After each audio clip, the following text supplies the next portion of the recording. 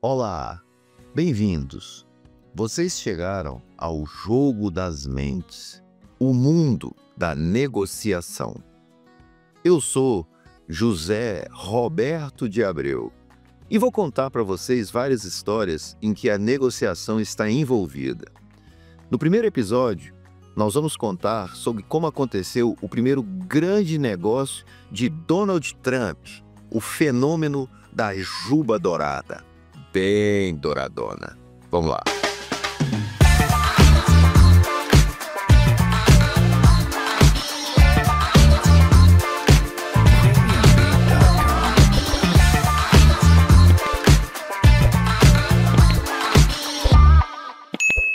Falar sobre Donald Trump é despertar emoções, desprezo, admiração, raiva, inveja. O homem é confusão engarrafada. Bom, ele mesmo fala no livro dele. As pessoas em relação a mim ou me adoram ou me detestam. É verdade. Mas aqui nós não vamos tratar de política. Nós vamos desenterrar o passado e conhecer o que aconteceu quando ele fez seu primeiro grande negócio. Lá no norte dos Estados Unidos, o estado de Ohio, a cidade de Cincinnati, onde ele reviveu, fez ressurgir um empreendimento falido chamado Swifton Village. Tudo começou quando Frederick Trump, o avô de Donald Trump, veio lá da Suécia, um viking. Os homens são vikings. Então, veio lá da Suécia e se instalou em Nova Jersey e montou um restaurante. E estava indo até muito bem o restaurante. O problema é que o velho Frederick era bom de copo, gostava de tomar um gole e acabou morrendo muito novo. O fígado dele não aguentou. Bom, e aí o Frederick deixou o pai do Donald Trump, Fred Trump, guardem esse nome, Fred Trump, com 11 anos de idade.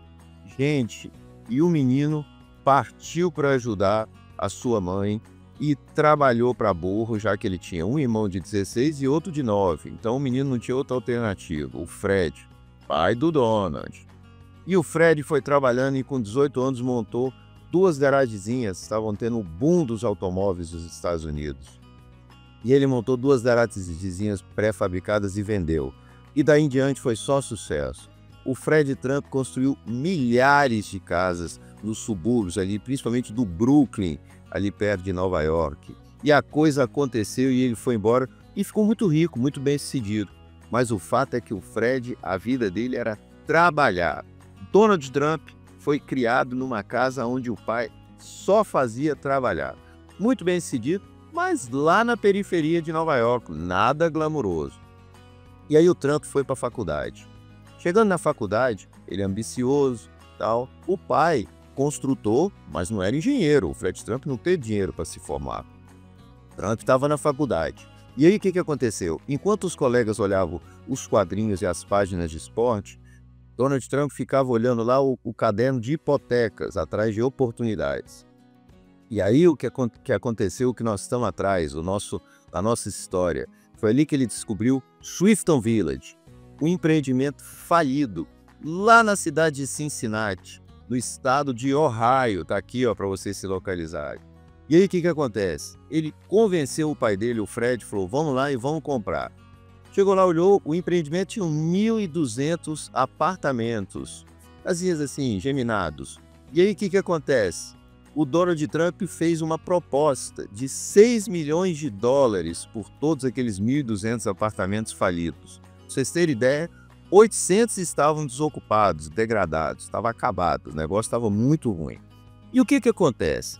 O governo, quando tem esse problema, está executando a hipoteca, o governo fica desorientado, porque não sabe o que fazer com aquilo. E aí, no que fizeram uma proposta de 6 milhões de dólares, eles aceitaram a proposta e venderam o apartamento para o Donald Trump, o empreendimento para o Donald Trump. O que acontece? Gente, 6 milhões de dólares era o que gastou, era metade do que tinham gasto há 2 anos atrás para fazer aqueles 1.200 imóveis. Bom, o que acontece? O Fred e o Donald conseguiram uma hipoteca, não tiveram que botar dinheiro, ainda conseguiram 100 mil dólares para arrumar o terreno, para arrumar os apartamentos, a situação. E aí o que acontece? Eles limparam tudo, botaram bonitinho as venezianas branquinhas para dar mais aconchego, trocaram umas portas horrorosas de metal que tinham, colocaram umas portas brancas, deram uma geral, arrumaram o empreendimento. Por quê? Gente, quem estava lá era uma turma que descia das montanhas do Kentucky e era um pessoal, as famílias enormes, tinham 6 a 8 filhos. E os meninos quebravam os apartamentos todos. Era um desastre. E aí o que eles fizeram? Primeira coisa, arrumar, tirar aqueles inquilinos ruins. Só que tinha um problema. Esse povo, para tirar eles era um problema, porque eles não pagavam aluguel. E tinha o hábito de fazer o seguinte: anoitecia e não amanhecia, ir embora do empreendimento de noite sem pagar. Então tiveram que botar lá um vigia para começar a organizar.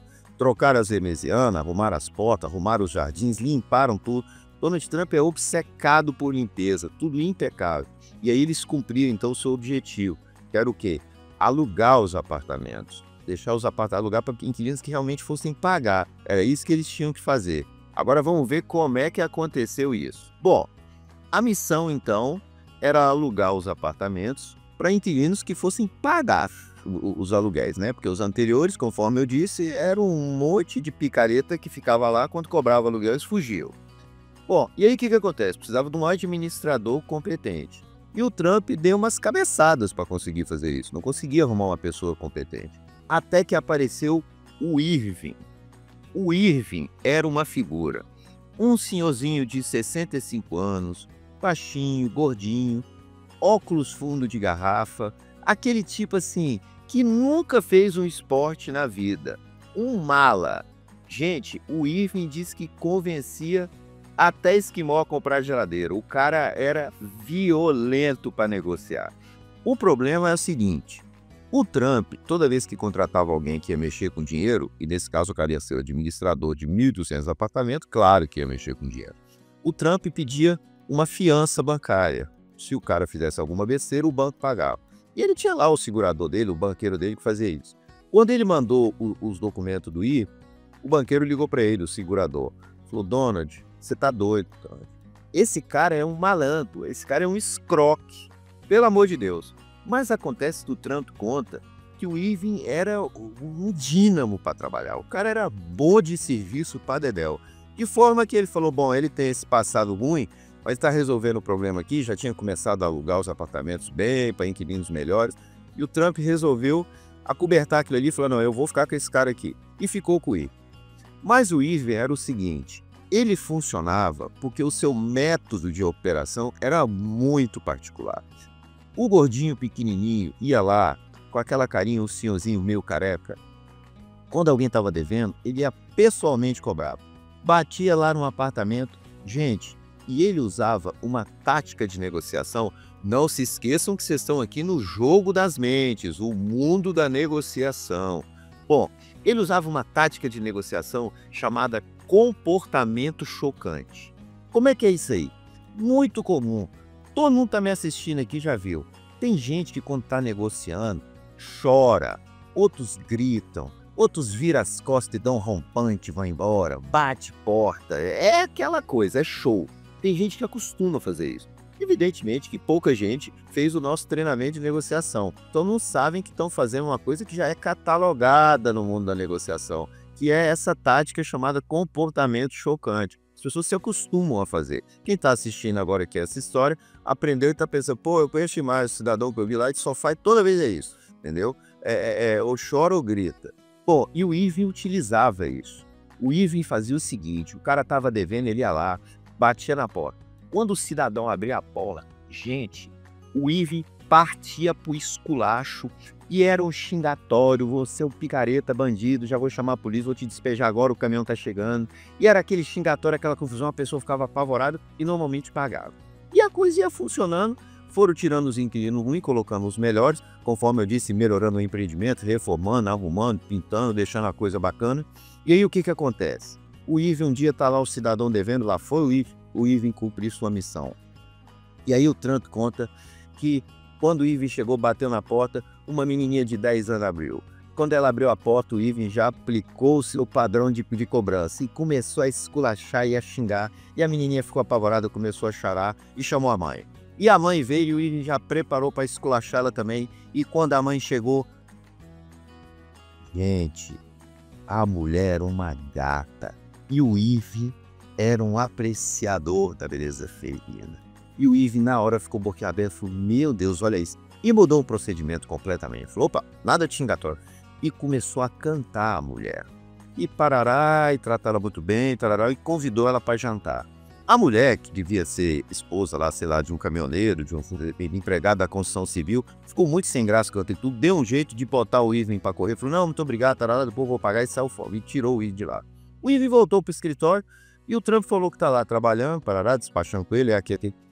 De repente, o Trump falou que houve um berreiro lá na recepção, e quando entra, chega um homem de 2 metros de altura, o marido da mulher que o Ive tinha acabado de cantar. E o cara entrou lá na sala, bufando. E quem é que gritou com a minha filha e falou palavrão com a minha filha? E quem é que fez isso e cantou minha mulher que eu vou matar agora? O Trump olhou e falou, Ive tá morto. Ive tá morto, tava desse cara. E vai matar ele.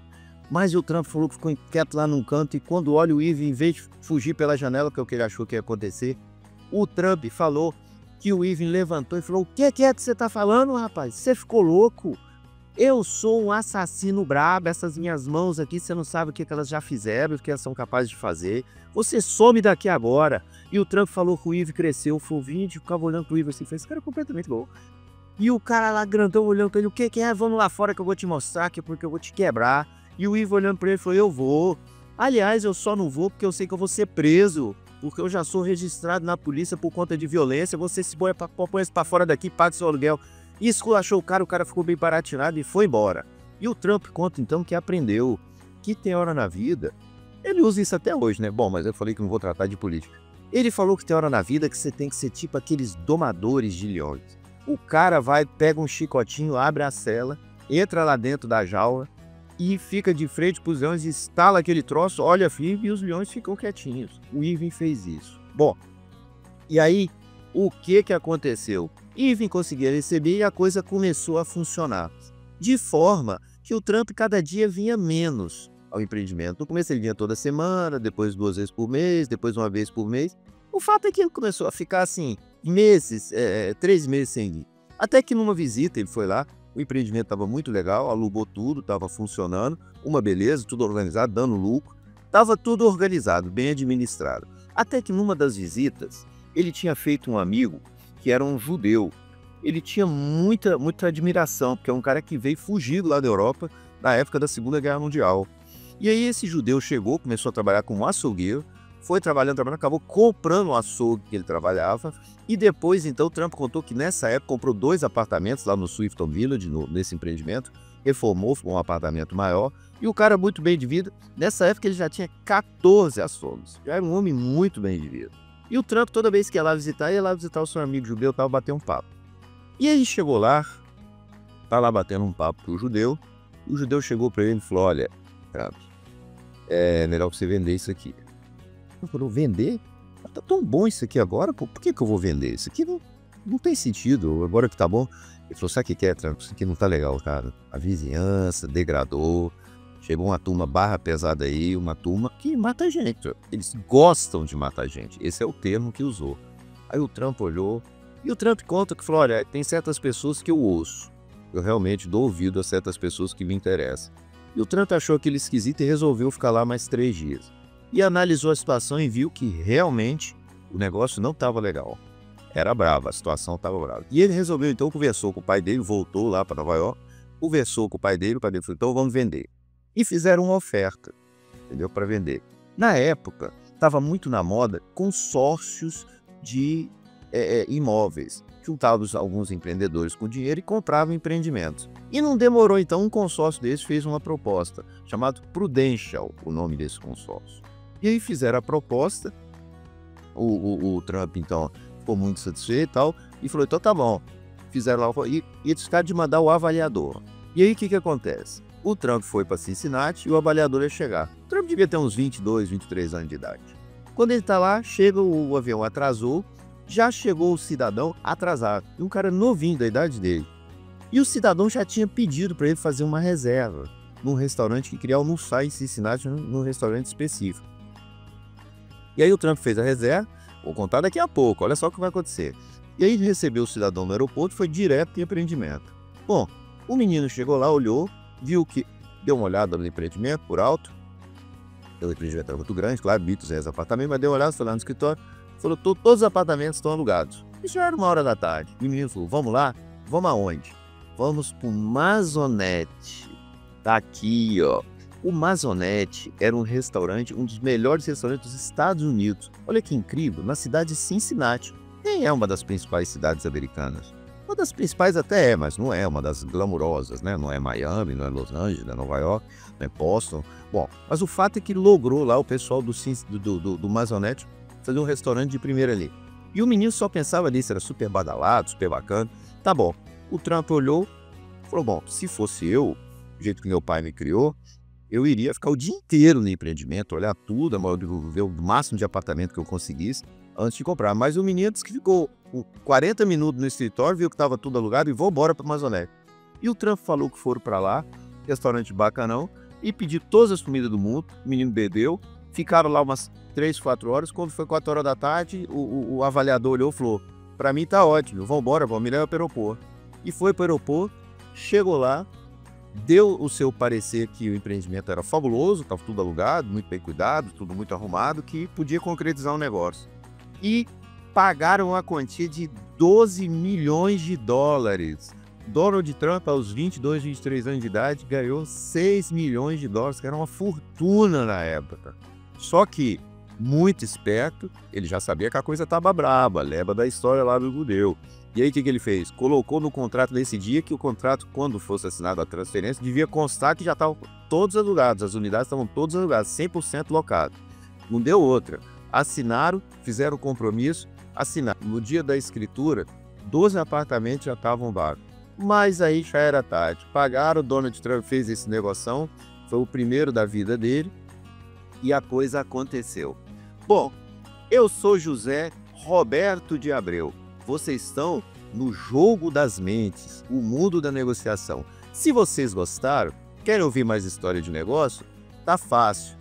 Dá o clique aqui, dá o like aqui, se inscrevam no nosso canal. Se tiver interesse em se especializar, tem aí o treinamento. Vale a pena, quem fez gostou. Muito bom, dessa forma então eu me despeço, nos vemos em outra oportunidade. Até lá.